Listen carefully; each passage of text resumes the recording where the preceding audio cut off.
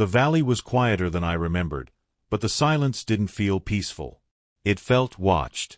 As my truck crawled up the gravel road toward the old cabin, dust hanging in the golden air, I sensed it before I saw it. The tension, the kind that tightens your chest without warning. I had been gone for years, but something here had changed. Or maybe someone had. I didn't know yet that by sundown, a woman who believed she owned power would discover how fragile it really was. If you believe in real justice, hard-earned karma, and watching unchecked power crumble when it meets the truth, subscribe now. Because stories like this remind us that entitlement only lasts until it meets the rightful owner. I hadn't planned to come back in summer. The valley always looked its best then, wide green slopes rolling into pine-covered ridges, the air smelling of warm sap and dust, but memories hit harder when the light is beautiful.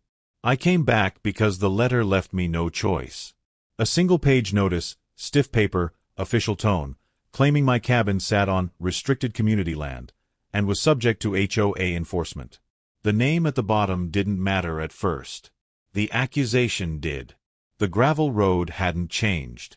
Same uneven turns, same shallow creek crossing where water glinted over smooth stones. But the surroundings had. Where there used to be open land, there were signs now. Polished wood, uniform lettering, warnings about private property and fines. It felt like someone had wrapped rules around the valley like barbed wire.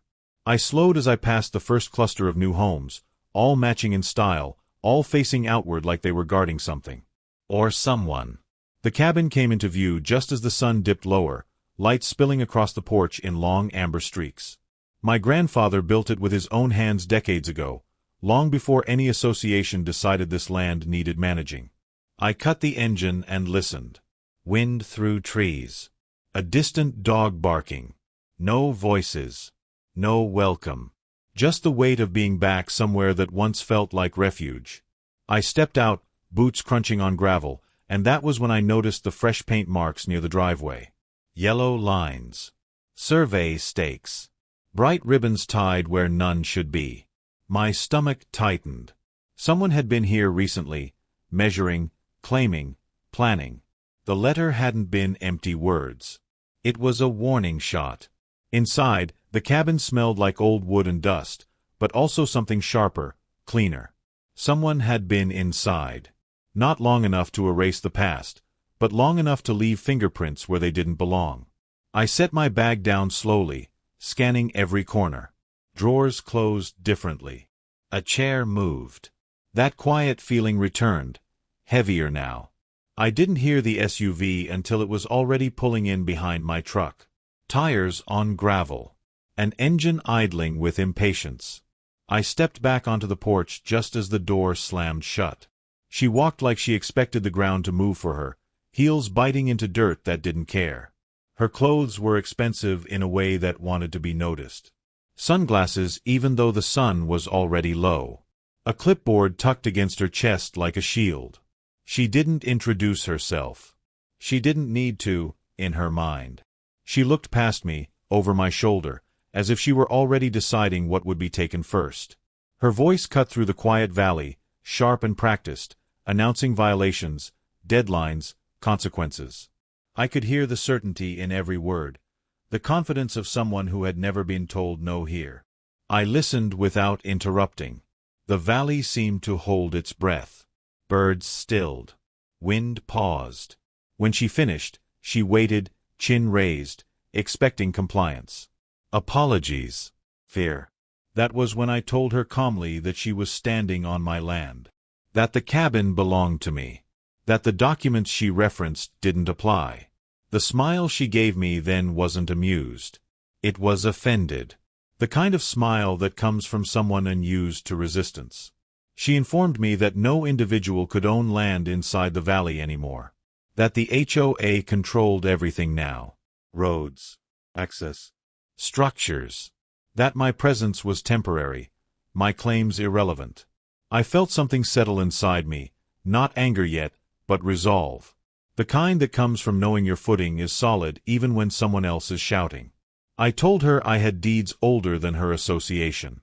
Filings older than the homes she managed. Rights that didn't disappear because someone printed new rules. Her face tightened. The clipboard lowered. She stepped closer. Invading space like intimidation was a language she spoke fluently. She warned me about enforcement actions, legal fees, law enforcement involvement. The words were meant to scare. They didn't. I watched her walk back to her SUV with clipped steps, already dialing a phone, already certain she'd won something just by making noise. The engine roared louder than necessary as she sped away, dust clouding the road like a threat left behind. The valley exhaled again, but the peace didn't return. I stood on the porch as twilight settled, knowing this wasn't over. The letter, the markings, the confidence, it all pointed to something bigger than one confrontation. She believed she owned this place. And tomorrow, she would try to prove it. I went inside, pulled out the old lockbox from beneath the bed, and opened it carefully. Deeds. Maps. Court stamps faded but undeniable. History written in ink that still mattered. As the first stars appeared above the valley, I realized something she didn't yet understand. This land remembers its owners. And it doesn't forget. Morning came softly to the valley, light spilling over the ridgeline and sliding through the trees like it was testing the ground before committing. I woke early, not because of noise, but because the quiet had sharpened overnight. It felt intentional now, like the land itself was paying attention. I stepped onto the porch with a mug of coffee and saw fresh tire tracks cutting through the gravel drive, laid there sometime before dawn. Someone had come back while I slept. The survey ribbons were gone. Not removed neatly, but ripped away, leaving frayed threads fluttering from the stakes like evidence of impatience. In their place stood a new sign, planted aggressively near the road. Property under HOA review.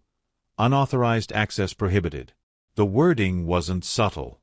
It was a challenge. I walked down the drive slowly, every step deliberate, and stood in front of the sign. It leaned slightly, already unstable in the loose soil. The irony wasn't lost on me. Authority that needed a board and bold letters to exist was usually the first to fall. I pulled the sign free with one hard tug and laid it flat on the ground. The valley didn't react, but I felt lighter. By mid-morning, the valley was no longer quiet. Engines echoed from the lower road, multiple vehicles climbing toward the cabin in an uncoordinated line. I counted 3 SUVs, all spotless, all out of place against the dust and pine needles. They parked with the same assumption the sign had been placed, with ownership already decided. She stepped out first. The woman from the night before. Same sunglasses. Same posture. But today she had an audience. 2 men followed, both holding tablets instead of clipboards, both scanning the property as if data alone could override history. Their presence made her bolder. Power loves witnesses. She spoke louder this time, announcing inspections, violations, immediate compliance requirements. She referenced bylaws, sections, amendments, all stacked on top of one another until the words became noise. I didn't interrupt. I let the performance play out. The men took photos, deliberately framing shots that made the cabin look intrusive, like it had wandered into the wrong story. I told her again that she was trespassing. I offered copies of the deed. Maps filed decades before her association existed. She refused to look at them. Refusal wasn't ignorance. It was strategy. Acknowledging my documents would mean admitting doubt, and doubt would crack the authority she wore like armor. She informed me that the HOA had already filed paperwork with the county, that my ownership was under dispute, that I was advised to vacate until the matter was resolved. Her words were smooth now, rehearsed. This wasn't an emotional outburst. This was a calculated squeeze. Something shifted behind her as she spoke. A low rumble, distant but distinct. A truck climbing the valley road from the opposite direction. It wasn't one of theirs. This one moved slower, heavier, like it belonged. The sound pulled her attention for half a second, just long enough for uncertainty to flicker across her face. The truck stopped near the tree lean, and an older man stepped out. Broad shoulders. Sun-worn skin. He didn't rush. He took in the scene the way someone does when they already understand the ending.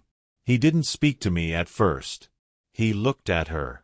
She asked who he was, irritation sharpening her voice. He answered calmly, stating his name and role. County Land Assessor. Assigned to review a boundary dispute flagged by conflicting filings. Her confidence stumbled, just a fraction, but enough. She hadn't expected oversight. She had expected compliance. He walked the perimeter slowly, boots tracing lines older than the stakes her people had planted. He examined the cabin, the road, the creek. He didn't touch the sign lying discarded in the dirt, but his eyes lingered on it longer than necessary. The men with tablets stopped taking photos. She tried to take control again, citing HOA authority, development agreements, community governance. The assessor listened, nodded, and then asked a simple question that cut through everything. He asked when the association acquired the land. She answered with a date that sounded impressive until it was compared to the one he already had. He asked to see her filings. She hesitated. The pause was small, but it echoed. When she handed over the documents, her grip was tight, reluctant. He reviewed them without hurry, then turned to me and asked for mine. I opened the lockbox and handed over papers that smelled like age and truth. The valley seemed to lean in. Wind moved through the trees again, carrying dust and the faint sound of water over stone. The assessor compared pages, dates, stamps. He frowned, not in confusion, but in confirmation. He explained carefully and publicly that my ownership predated the HOA by decades, that the land had never been legally transferred, that the association's claim stopped at the lower road. Her face hardened. This wasn't the outcome she'd planned.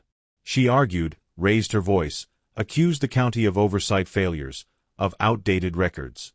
The assessor didn't argue back. He stated facts. Facts didn't need volume. He informed her that any further attempts to restrict access or remove me could constitute harassment and unlawful interference. The words hit harder than shouting. The men with tablets shifted their weight, suddenly unsure which side of the line they were standing on. She retreated, but not gracefully. She warned that this wasn't finished, that the HOA would escalate, that lawyers would get involved. She promised consequences like they were currency. I watched her drive away again, dust trailing behind, but this time it didn't feel like a threat. It felt like retreat. The assessor stayed a moment longer. He told me quietly to expect resistance. People who build authority on assumptions rarely surrender easily. He said he'd file his report by the end of the day. Then he left, the valley settling back into itself once more. I stood alone again, but the quiet was different now. Heavier with anticipation instead of dread. I knew she wouldn't accept this. She'd tasted control here, and losing it would make her reckless. As the sun dipped toward afternoon, a new notice appeared online. Emergency HOA meeting scheduled. Subject: Valley Property Enforcement. I closed the laptop slowly, understanding what that meant. She wasn't done. And neither was I. By evening, the valley felt tighter, like something had been drawn closed around it. Clouds gathered without threatening rain, just enough to dim the light and press everything inward. I drove down toward the community center where the emergency HOA meeting was scheduled, passing rows of identical homes that hadn't existed the last time I lived here. Porch lights flicked on in sequence as if following a command. Order lived here now, enforced and curated, and it didn't like anomalies. The parking lot was nearly full when I arrived. Cars lined up with precision, angled just right, as though even the asphalt was subject to rules. Inside, the air buzzed with low conversation, layered with irritation and curiosity. People had come expecting drama. They always did. I took a seat near the back, close enough to observe without becoming part of the display. She stood at the front of the room, posture rigid, hands braced on the table like she needed the support. The confidence she'd worn so easily before had sharpened into something defensive. This wasn't a briefing anymore. It was damage control. A large screen behind her showed maps of the valley, color-coded zones dividing land into neat sections. My cabin appeared as a small, glaring exception. She opened the meeting by framing the situation as a threat to community harmony. Unauthorized structures. Non-compliant residents. Legal ambiguity. The language was careful, designed to stir concern without admitting fault. Heads nodded around the room. People murmured in agreement. Fear of disruption was a powerful adhesive. When she spoke about me, she didn't use my name. She referred to an individual claiming ownership, as though the claim itself were an intrusion.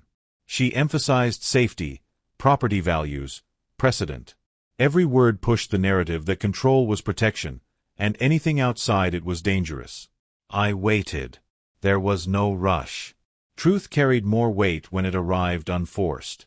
She presented the HOA's position with practiced certainty, citing bylaws and development plans, explaining how the association had authority over all valley access. Then she paused, glancing toward the back of the room, as if daring contradiction. That was my cue. I stood, slowly, deliberately, letting the movement ripple through the crowd. Conversations stopped. Chairs creaked. She stiffened, lips tightening before I said a word. I introduced myself calmly, stating that my family had owned the land in question long before the first foundation here was poured.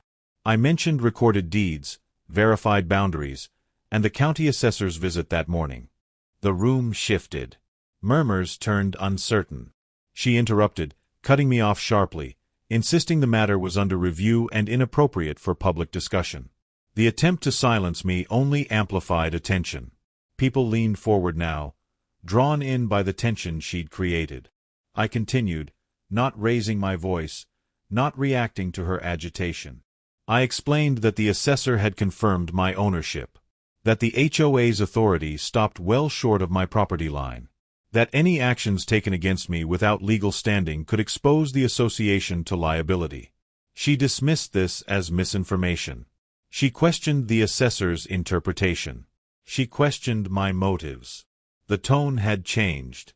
This was no longer administrative. It was personal. The mask slipped, revealing irritation where composure had been. A hand rose in the audience. Then another. Residents began asking questions she hadn't prepared for. About access rights. About previous filings. About why enforcement letters had been sent without verification. Each question chipped away at the certainty she tried to project. She deflected, reframed, redirected. But the rhythm was broken. Once people sensed inconsistency, they listened differently.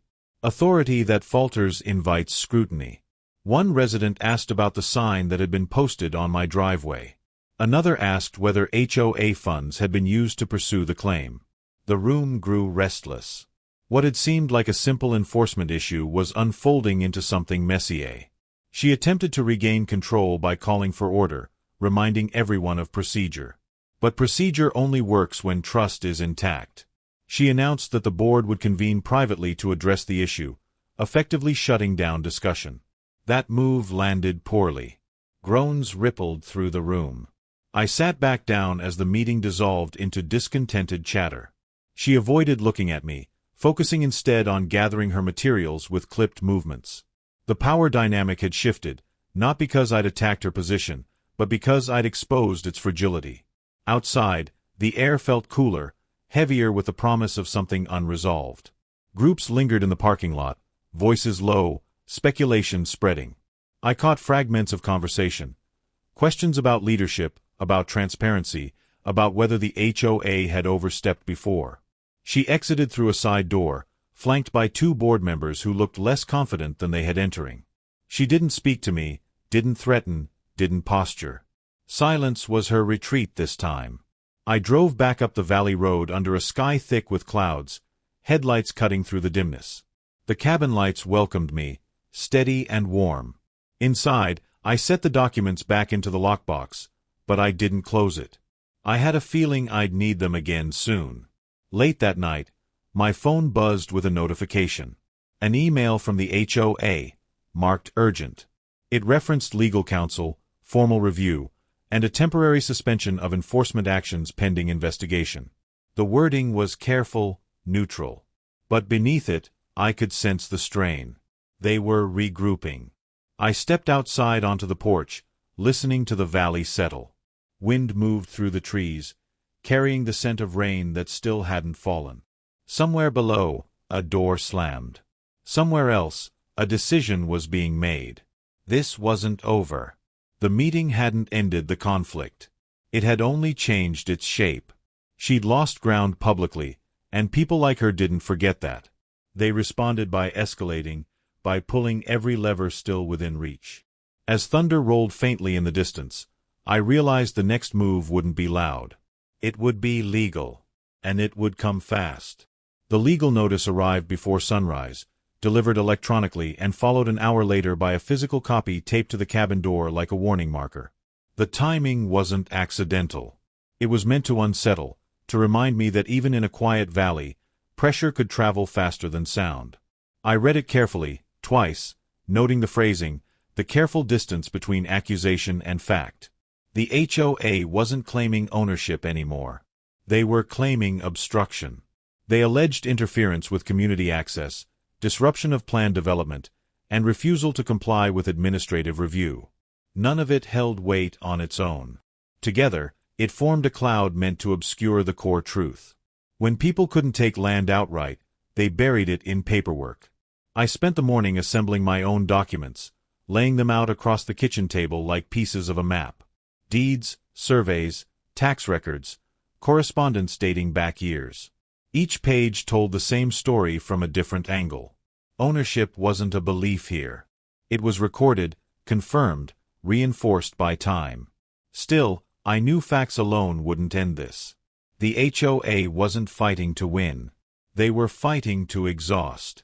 By midday, contractors appeared at the lower road, unloading equipment and marking ground again, this time just outside my boundary.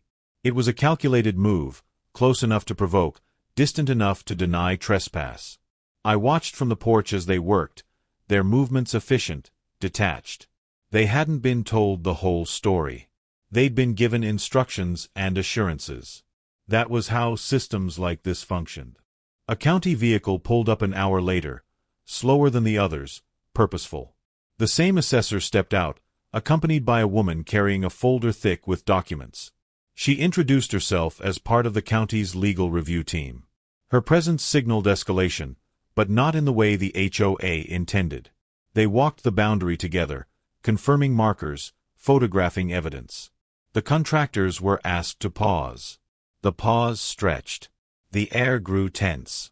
Eventually, the equipment was loaded back up, the workers leaving with expressions that suggested inconvenience rather than anger. Orders had changed. The legal reviewer explained the situation plainly. The HOA had filed an emergency motion seeking temporary control over disputed access routes. The county had denied it pending a full hearing. She emphasized that further attempts to pressure me could backfire. Her tone was professional, but there was an undercurrent of warning. That afternoon, the HOA shifted tactics. Emails went out to residents framing the dispute as a threat to community safety. Language about fire access, emergency services, and liability circulated rapidly. Fear spread faster than facts. I watched it happen through forwarded messages, seeing how quickly a narrative could be repurposed. By evening, a drone hovered briefly over the tree line, buzzing like an insect before retreating. I documented it, logged the time, saved the footage from my security cameras. Evidence mattered now. Everything mattered. As night settled, rain finally came, light at first, then steady. It washed dust from the road, blurred chalk markings on the ground. I sat inside, listening, organizing files, preparing responses. This wasn't my first experience with bureaucracy, but it was the first time it had followed me into a place meant to be untouched. The next morning brought another development. A cease and desist letter from the HOA's attorney, professionally worded, carefully non-committal. It requested that I refrain from public statements, signage removal, and actions that could be construed as antagonistic. The irony was thick.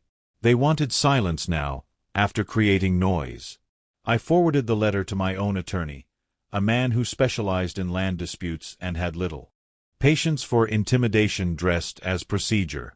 His response was swift and concise. He called their bluff, citing precedent, warning of countersuits, and requesting documentation supporting their claims. He CC'd the county. The reply came within hours, shorter, more restrained. The tone had shifted. Confidence was thinning. Residents began reaching out privately. some curious, some concerned. A few apologetic, admitting they hadn't questioned the HOA's authority before. They'd trusted the structure, the promise of order. Now they were seeing cracks. Late that afternoon, the HOA president herself arrived at the cabin. Not the same woman as before. Older. Quieter. She asked to talk. I listened. She spoke about misunderstandings, about aggressive enforcement decisions made without full context. She didn't apologize. She acknowledged missteps. I told her plainly that the issue wasn't missteps. It was overreach. She nodded, but her eyes betrayed calculation. This was containment, not concession. That night, a notice appeared on the HOA website. Special board meeting scheduled. Agenda item: review of Valley property enforcement strategy. The phrasing was clinical. The implication was not. I stood on the porch, watching clouds part to reveal stars, feeling the land steady beneath me. The valley wasn't reacting anymore. It was waiting. They'd tried authority. They'd tried fear. They'd tried paperwork. Next, they would try sacrifice. And someone would have to fall to save face. The special board meeting didn't happen in the open. There was no community hall, no posted seating chart, no public microphone. Instead, it unfolded behind closed doors, and that alone told me everything I needed to know.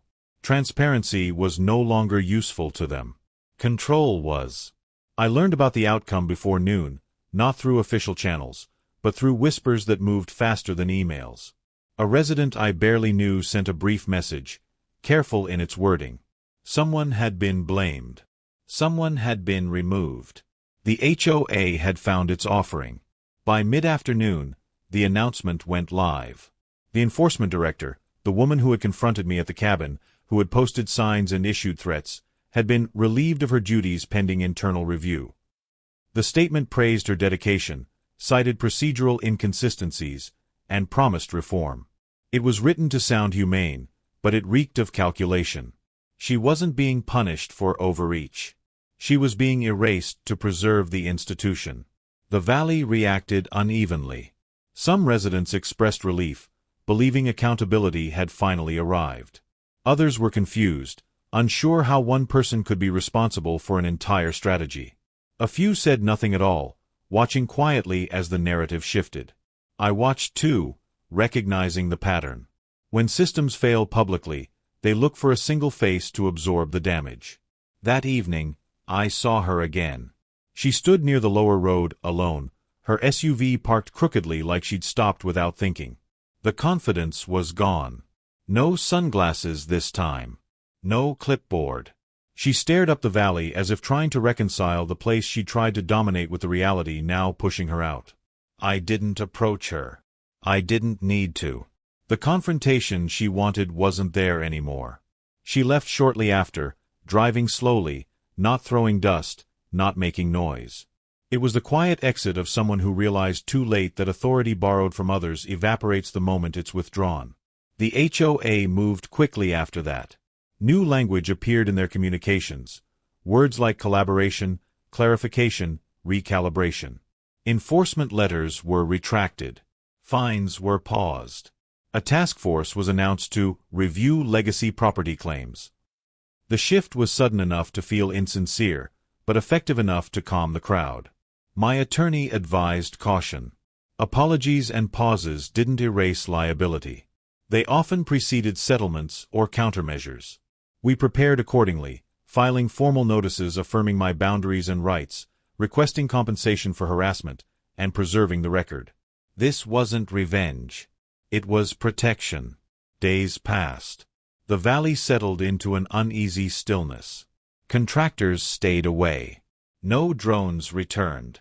No new signs appeared. It felt like the calm after a storm that hadn't fully broken, heavy with the possibility of another surge. Residents continued to reach out. Some wanted reassurance. Others wanted distance. One man admitted the HOA had pressured people to report activity near my property. Another confessed they'd been warned not to question enforcement decisions. The structure they'd trusted had leaned harder than they realized. The HOA president sent a formal request for mediation. Neutral ground. Shared goals. Forward-looking solutions. I agreed, not because I trusted them, but because refusal would be framed as obstruction. Control, I'd learned, thrived on narrative as much as authority. The mediation session was scheduled at a county office, fluorescent lit and deliberately bland. They arrived with counsel, composed, cautious. I arrived with documents and patience. The discussion stayed surface level at first, process, intent, misunderstandings. Then it edged closer to truth. They admitted they hadn't verified legacy claims before expanding enforcement. They admitted internal pressure to present the valley as fully governed. They stopped short of admitting wrongdoing, but the gaps spoke louder than confessions. We reached a preliminary agreement. My property would be formally excluded from HOA jurisdiction. Public acknowledgement would be issued. Enforcement records related to me would be expunged. It wasn't victory. It was containment, again. But this time, it worked in my favor. Still, something felt unfinished. On the drive back up the valley, I passed the spot where the sign had once stood. The soil there was darker now, damp from recent rain. Marks faded.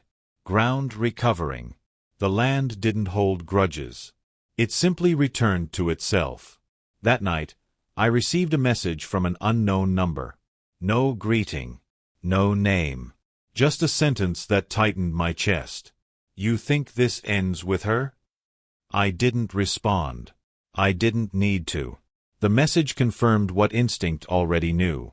The woman they'd removed hadn't acted alone. She'd been empowered, encouraged, protected, until she wasn't useful anymore. Someone higher had made those decisions. Someone who hadn't yet been touched. As the valley slept, I stood on the porch again, listening to the familiar sounds return. Wind. Water. Distance. The land felt steady, but the conflict had shifted shape again. They had sacrificed one piece to save the board. But the game wasn't over. Because sacrifices invite questions. And questions invite consequences. The message stayed with me longer than I expected. It wasn't threatening in the traditional sense. There were no demands, no timelines, no explicit warnings. Just implication. The kind that suggested awareness, reach, and patience. Someone was watching how this unfolded, and they weren't satisfied with scapegoats or quiet settlements. I didn't sleep much that night. Not from fear, but from calculation. Conflicts like this didn't end when paperwork said they should. They ended when influence was exhausted or exposed. And influence, unlike authority, rarely appeared in signatures or official statements. The next morning, I started tracing patterns instead of reacting to events. I reviewed HOA filings, development permits, land use changes approved over the last decade. The story that emerged wasn't about one cabin or one enforcement director. It was about expansion. Quiet, methodical, profitable expansion wrapped in community language. The valley had been attractive not just for its beauty, but for its gaps. Legacy parcels like mine interrupted continuity. They complicated plans. They slowed development. Removing those complications, through pressure, ambiguity, or attrition, made everything else easier. Names repeated across documents. Not board members. Not residents. Corporate entities. Shell companies with overlapping directors. One name appeared more often than the rest, always one step removed, always funding studies, advising strategy, purchasing adjacent land. The hand behind the curtain didn't need to speak loudly. It moved pieces and let others take the heat. I shared the findings with my attorney. He didn't look surprised. He confirmed what I suspected. This wasn't uncommon. Associations sometimes became tools for consolidation, especially in areas transitioning from private land to managed communities. Enforcement became leverage. Compliance became currency. That afternoon, a county official I hadn't met before called. His tone was careful, but direct. He said my situation had triggered a broader review. Other residents had come forward. Not publicly. Quietly. They'd raised concerns about selective enforcement, pressure tactics, and boundary reinterpretations. My case had opened a door. The HOA responded predictably. They issued a statement reaffirming commitment to fairness and transparency. They hired an external consultant. They paused additional development proposals. On the surface, it looked like reform. Underneath, it was triage. I received another message that evening, this one longer, more deliberate. It accused me of destabilizing the valley, of threatening property values, of inviting scrutiny that would hurt everyone. The sender still didn't identify themselves. They didn't need to. The language was corporate, strategic, detached. I didn't reply. Instead, I forwarded everything to the county review team. Messages, documents, patterns.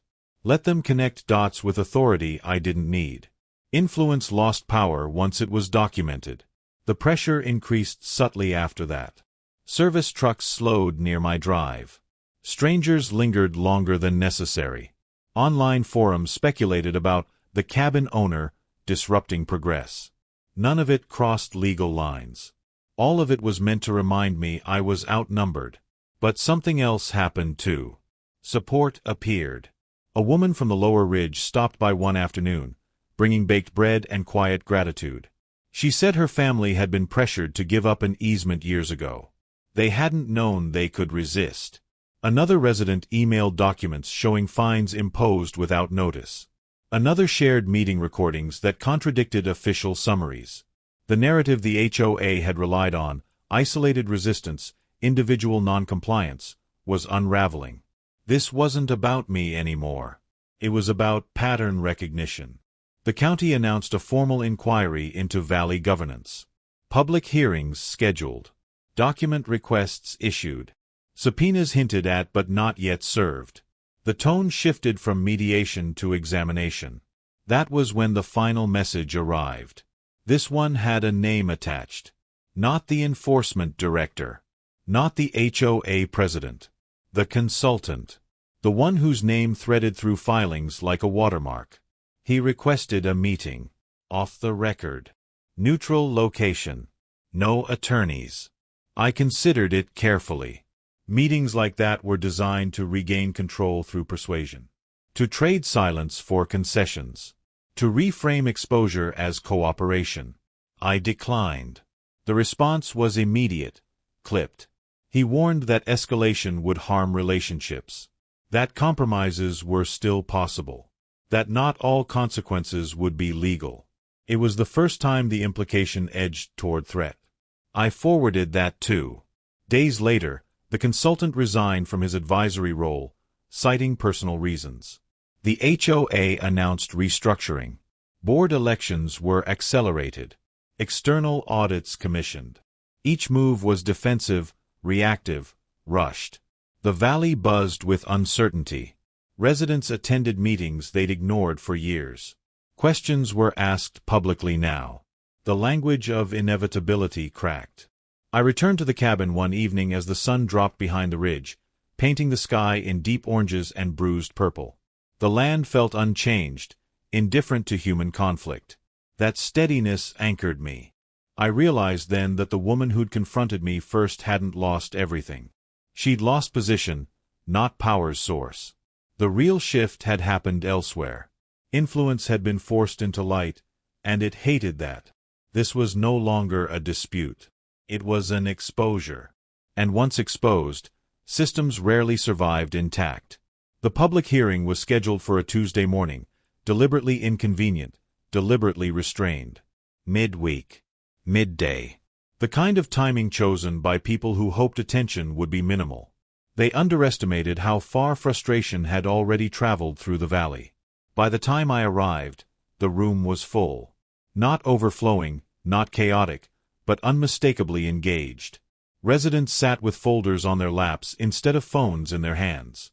Conversations were low and focused. This wasn't spectacle. It was reckoning. County officials lined the front table, expressions neutral, prepared. A recorder clicked on, red light steady. The rules were explained clearly. Time limits. Order. Documentation submitted into record. This wasn't an HOA meeting where volume controlled outcomes. This was daylight. The HOA board sat together but not unified. Empty seats marked recent resignations. New faces looked uncomfortable, unsure where to place their hands, their eyes darting toward the audience as if expecting accusation. They'd inherited something they didn't fully understand. Testimony began with infrastructure concerns, access routes, and emergency services. Familiar ground. Then it shifted. Residents spoke about notices issued without warning, about fines assessed retroactively, about threats disguised as compliance reminders. Each story was brief, restrained, but cumulative. No single account shattered credibility. Together, they eroded it. When my turn came, I didn't dramatize. I didn't need to. I stated facts. Ownership verified. Enforcement attempted without jurisdiction. Pressure escalated when challenged. Retaliation implied when exposure began. I submitted messages, filings, timelines. The record absorbed them silently. The consultant's name surfaced repeatedly, not from me, but from others. Development recommendations. Strategic planning memos. Emails urging boundary clarity and legacy resolution. The pattern was now public, undeniable. County officials asked pointed questions. Not accusatory, but precise. Why enforcement actions preceded verification? Why consultants held influence without oversight? Why residents felt silenced? The board answered cautiously, sometimes contradicting itself. Daylight has a way of revealing inconsistencies. By the end of the hearing, no conclusions were announced. That wasn't the purpose. The purpose was exposure. And that had been achieved. Outside, the valley felt different. Conversations continued openly. No hushed corners. No hurried exits. People lingered, comparing notes, exchanging contact information. Community, real community, doesn't form from rules. It forms from shared clarity. The HOA released a statement that afternoon acknowledging systemic failures and committing to governance reform. It was carefully worded, legally insulated. But the admission alone marked a turning point. Denial was no longer viable. The consultant's firm severed ties with multiple associations across the county within days. Risk management. Reputation control. Influence retreats quickly when scrutiny spreads. For me, the pressure receded almost immediately. No more drive-bys. No lingering trucks. No anonymous messages. Silence returned, but this time it felt earned. The county finalized its report 2 weeks later. Findings were measured but firm. Overreach confirmed. Procedural violations documented. Recommendations issued. Monitoring required. The HOA would continue, but not unchanged. Not unchecked. I received formal confirmation of my property's exclusion, recorded and immutable. Boundaries re-established. Access clarified. It was closure on paper. But closure rarely feels complete. One evening, I walked the perimeter at sunset, following the creek where my grandfather once taught me to fish. Light filtered through trees, scattering gold across water. The land hadn't cared about any of this. It had simply waited. I thought about the woman who'd first confronted me. About the consultant who'd tried to manage outcomes from shadows. About the board members who'd believed structure equaled legitimacy. None of them were villains in isolation. They were pieces of a system that rewarded overreach until resistance appeared. The valley didn't need saving. It needed remembering. As stars emerged, I understood something that hadn't been clear at the beginning. This wasn't about winning. It was about interruption. About standing still long enough that momentum had to adjust. Systems like the HOA thrived on assumptions. Silence, compliance, fragmentation. One person refusing to move could force recalibration. Many refusing could force reform. I returned to the cabin and locked the door, not from fear, but from habit. Inside, the space felt restored. Not because the conflict was gone, but because its shape had changed. Tomorrow would bring Chapter 8, whether I wanted it or not. Consequences always lingered. Some visible, some not. But whatever followed, the valley would meet it on honest ground. And that made all the difference. The valley didn't celebrate when it was over. There were no banners, no announcements echoing across the ridgeline, no moment that clearly marked an ending. Instead, resolution arrived the way truth often does, quietly, firmly, without asking permission. I noticed it in the smallest things first. The road stayed empty. The signs stayed gone. The silence no longer felt tense. It felt earned. Weeks passed, and with them the urgency drained out of every interaction connected to the HOA. Emails slowed, then stopped. Committees dissolved into restructured boards. Consultants vanished from letterheads. What remained was something more ordinary and far more fragile, neighbors forced to coexist without the armor of assumed authority. I stayed at the cabin longer than planned. Not out of defiance, not to make a point, but because the land felt settled again. Mornings came with mist lifting off the creek, sunlight cutting through pine needles in slow, deliberate beams. Evenings brought long shadows and the low sound of wind moving freely through the valley, unmeasured and unrecorded. One afternoon, a county truck drove up the road for the last time. The assessor stepped out, carrying a single folder. He handed me a final stamped confirmation, boundary lines fixed beyond dispute. No ceremony, just completion. He shook my hand once, firm and respectful, then left without lingering. Systems, when corrected, rarely look back. The HOA president sent a final message days later. It wasn't defensive or polished. It was brief. She acknowledged that harm had been done, that authority had been assumed instead of earned. She thanked me for forcing a reckoning they hadn't known how to initiate themselves. It wasn't an apology, but it was close enough to matter. Life in the valley adjusted slowly.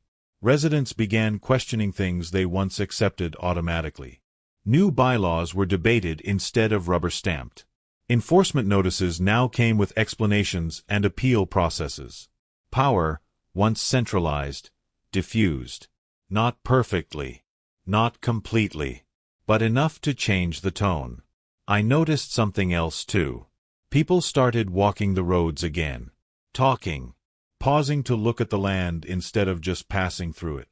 The valley felt less managed and more lived in. That shift couldn't be legislated. It could only be felt. One evening, I sat on the porch as the sun dipped low, painting the hills in copper and deep blue. I thought about how close this place had come to being reshaped without consent, folded into a vision that valued uniformity over memory. I thought about how easily it could still happen somewhere else. The truth was uncomfortable but clear. What protected this land wasn't my paperwork or the county's authority. It was resistance. Quiet, informed, unwilling to be rushed. The kind that interrupts momentum long enough for questions to surface. The woman who had first confronted me never returned. I heard later she took a position in another development miles away. New terrain. New assumptions. I wondered how much she carried with her from this place. Lessons learned rarely announce themselves. The consultant disappeared entirely from public view. Firms like his didn't collapse. They adapted.